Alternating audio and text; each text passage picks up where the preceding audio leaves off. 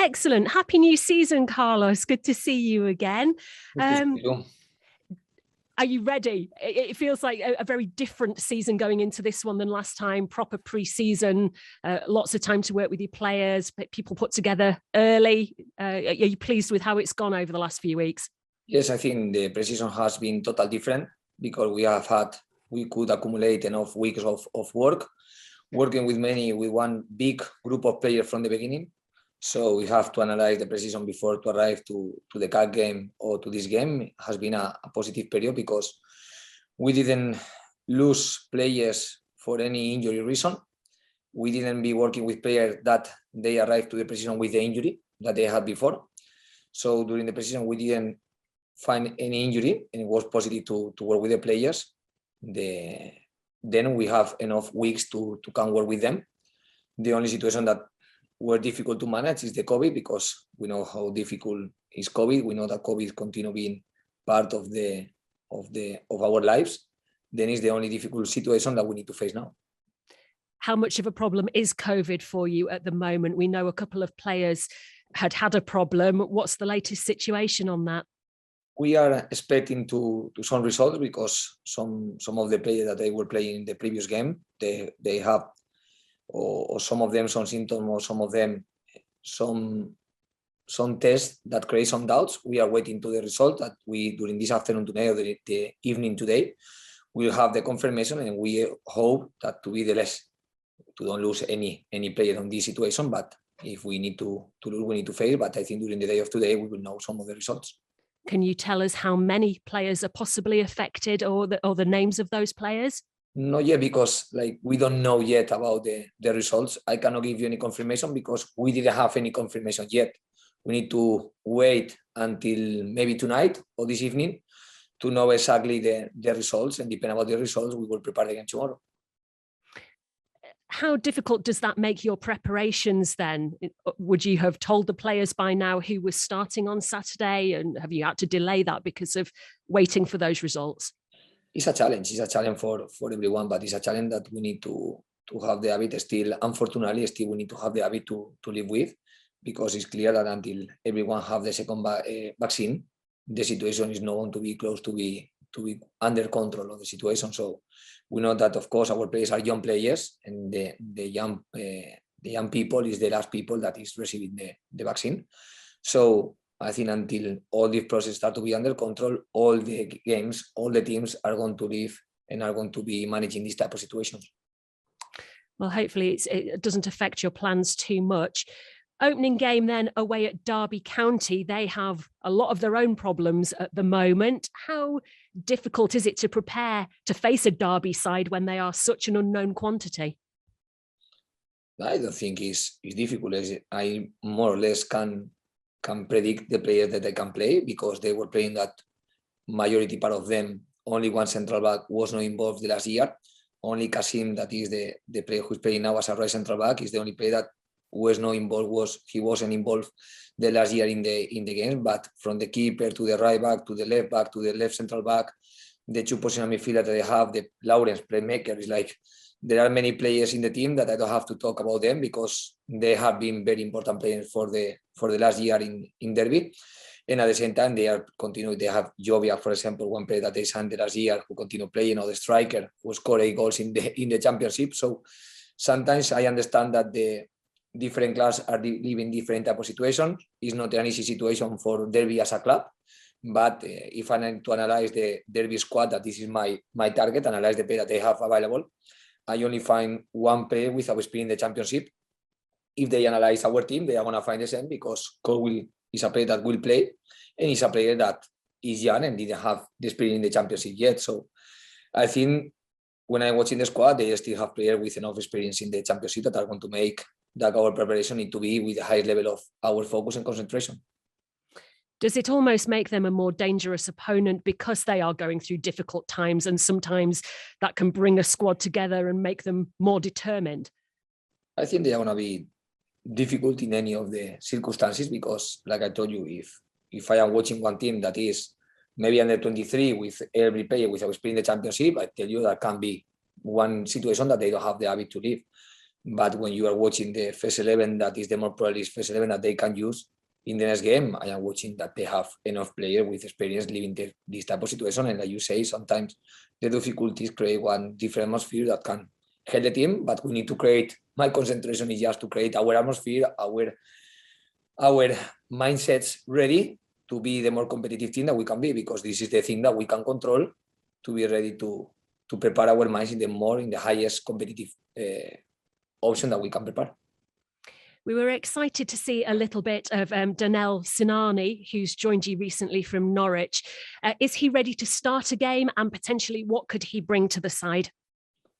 I think he's one of the players that was doing the normal trainings of the week. We know that he is only 2 weeks with us in terms of the work that he has been doing with the group. He is Liz is the last one that we have added to the squad, and he is the previous one that we have added to the squad. He didn't have a normal precision because he was making some trainings just with Norwich, but not with the group. He was making some training with the players that they had, that they will go on loan. So he's going to need a little bit of time to be ready to give us everything that he needs to give us. But at the same time, I am very positive because he's making the work that he is completing all the training that he has to do, and he's making the work now with his new teammates. And in the second part of your question, I think, like I said from the beginning, he's a player that, first of all, have some versatility, who can play as a number 10 or who can play as a right winger. And he's one player that he likes to have the ball, he likes to receive between lines, and he likes to be part of he likes to participate in the building up of the action, in the building of the attack. But at the same time, for us, he's a player that can be involved in the last part of the attack. That is something that every team needs. So potentially he could start then? In terms of the availability for him, he is making the trainings to can be one option. But in terms of the number of training that he has been doing from the last holidays, we have more players, or I have another player that were completing more trainings with the group. Okay. What about Tom Lees as well? Another new addition. Is he ready to start yet, or does he need more time to train with the group too? Lees is different than Sinani because Lees have completed only 2 training with the group. Lees finished the last year with one small injury that he had, one surgery, and he fixed everything before he signed with us. He is so professional because I found a player with a very good physical values, very, very good physical values for the time that he was without training with any team. It talks about how professional, and it says that he was working by himself with a lot of focus and professionalism with himself, because, or with one physical coach that he was managing. Because I found a player with that surprised me in the positive way in his values. Just to round up the other team news, we know that Aaron Rowe and Rolando Aarons and Pieper missed out on the cup game due to injury. Are any of them available again this weekend? No, they continue to be players that are going to need more time to fix the problem that they had, or with the problem that they arrived to the pre-season. So we still are waiting to the right progress with the medical staff before they start to work with the group. I hope that a couple of these 3 players start to make some training the next week. Okay, and Fraser Campbell was one of those affected by COVID. Is he eligible to play again now? Yes, fortunately, the recovery of him has been a positive recovery. He was working this week with the team, and he's going to be one of the options that we have.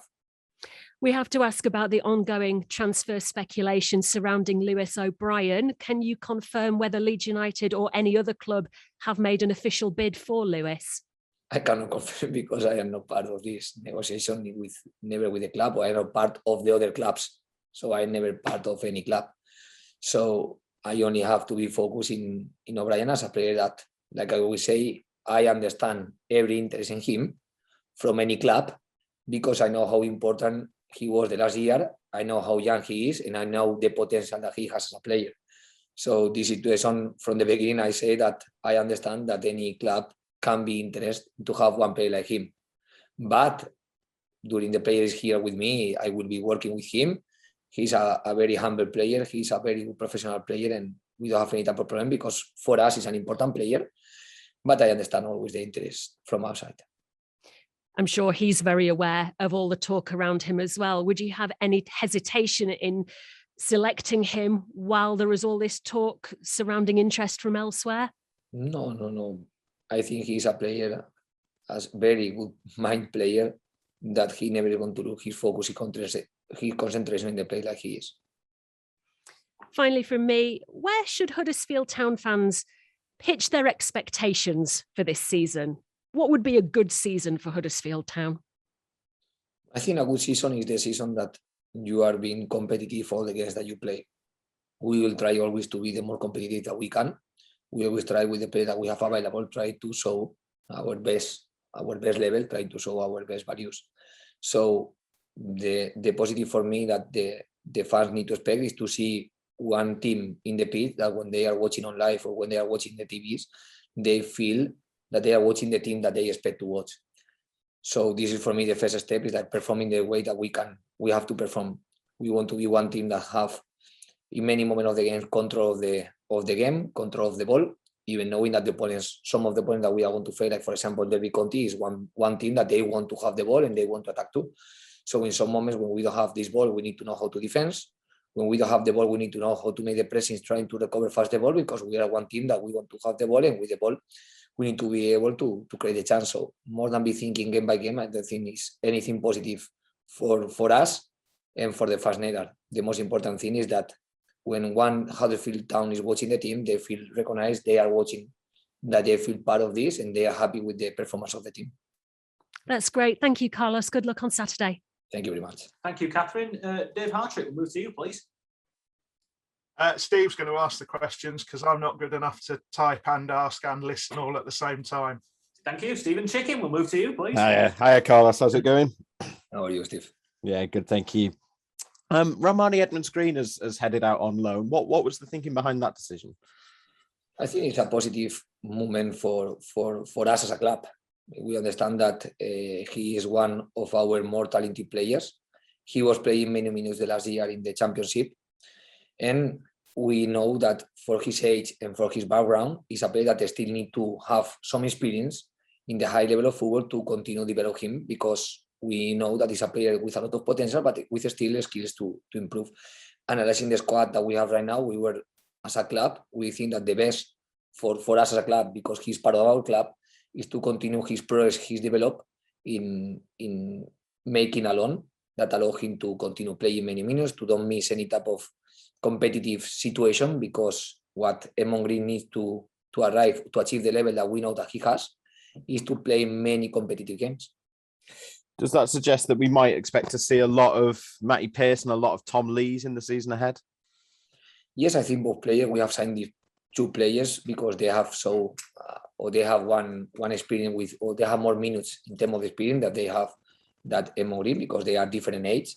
So I think right now we were thinking that we will need more with the missing of some players that we have from the last year to add some experience in the league and to continue our play with Edmond Green, that is develop him, and he need to develop playing many minutes in the highest level that we think that he can play the more number of minutes.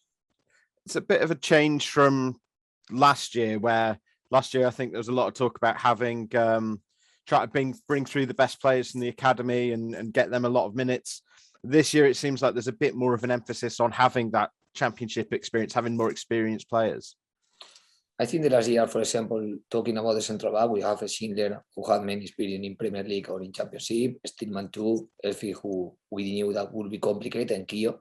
So, for example, just in terms of the central back, we had 4 players.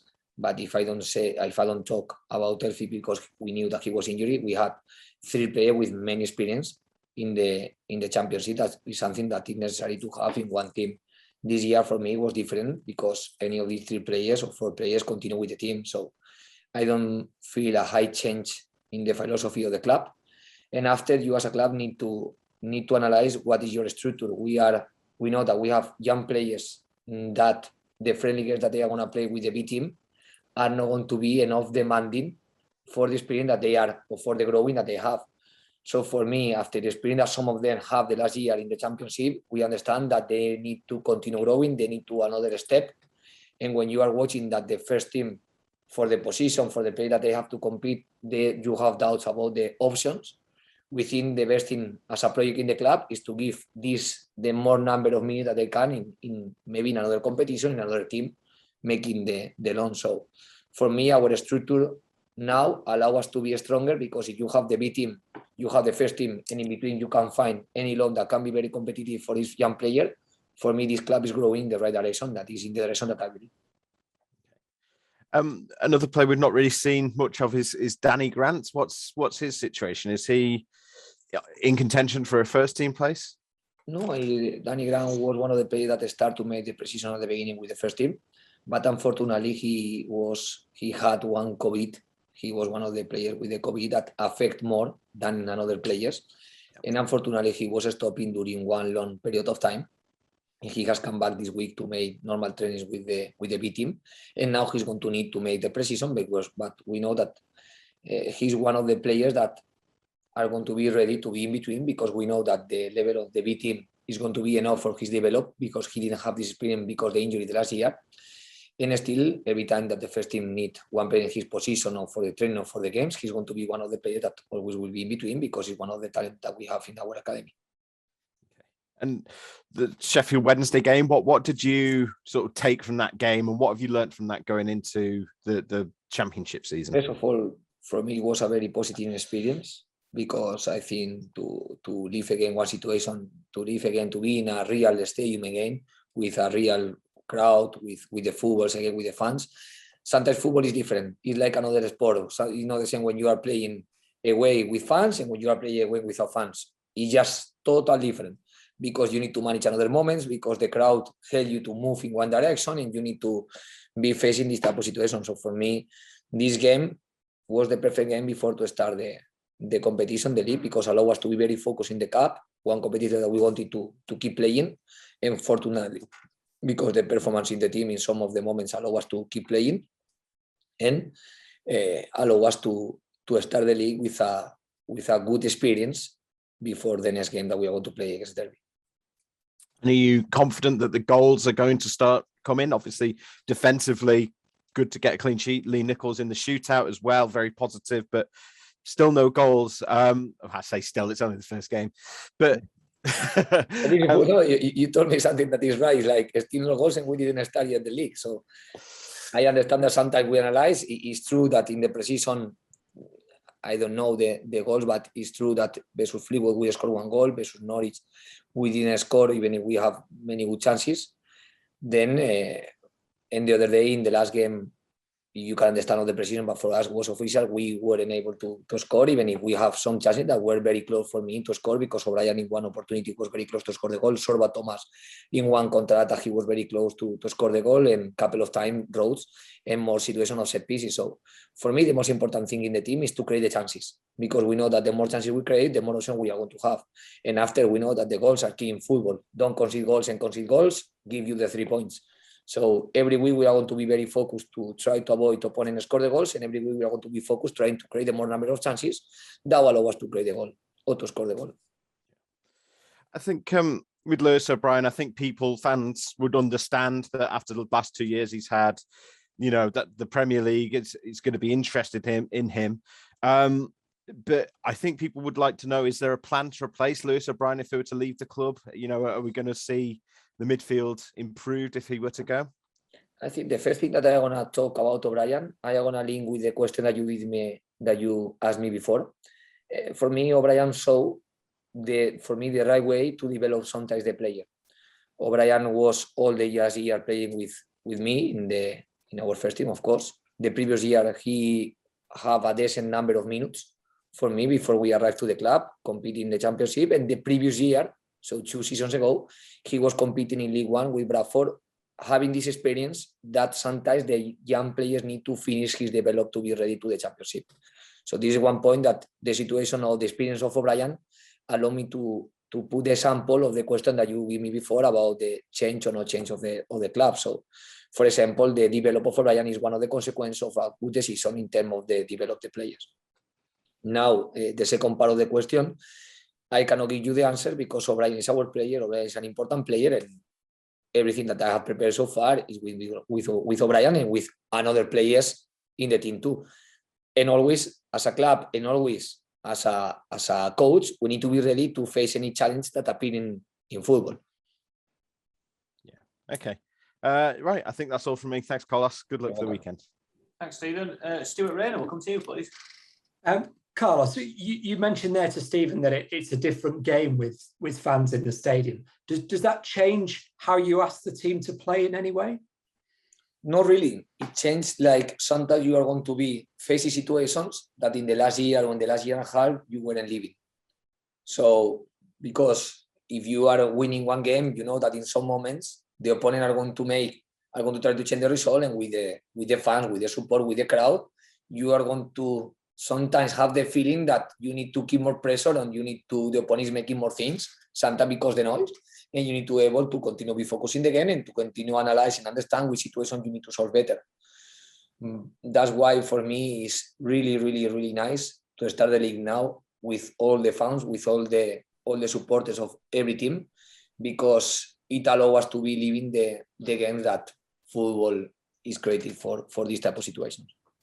And of course, one obvious difference is it's harder for the players to hear you during a game. Does this make the leaders in the team more important this season? Maybe it's positive that they don't listen to me a lot. It can be even positive. We will try to make this positive, but you did a very good question, because of course it's very important that some of the players at the end, when they are playing, for me, everything depends on them. And when they are in the pitch, the communication between them is key to solve different types of situations. So, of course, this information needs to arrive from the players that have the experience, from the players that have the mentality, from the players that understand the game too. And like I say, my level of influence is going to be reduced, and we'll see, and we will try that this is something very positive for our team. And of course, we hope all the COVID tests today are negative, but the fact that you're in this situation, does it highlight how important it is this season that you've got a bigger squad? Of course it is, because we know that if you lose one player with COVID, he can, as a minimum, he's going to be out 10 days, and if the player is symptomatic, can lose even 17 days. And the recovery to the trainees need to be with more calm, because this is the medical protocol that we need to follow. So we know that from all the normal injuries that the football has, we are going to add the COVID situation. That is one injury that as soon as you have this, the minimum days that you are going to lose are 10 days. And from 10 days, you can arrive to 15, to 17, to 20 days, or even more.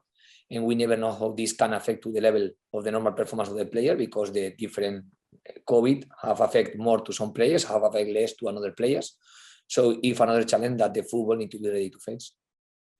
And of course, Scott Hyde played some minutes for the team last season, but since he's come back from the summer, have you seen his level increase? I think what I am watching is like, we will try to do with him something very similar that we try to do with O'Brien. But in the last year, we decided to bring him back in the half of the year.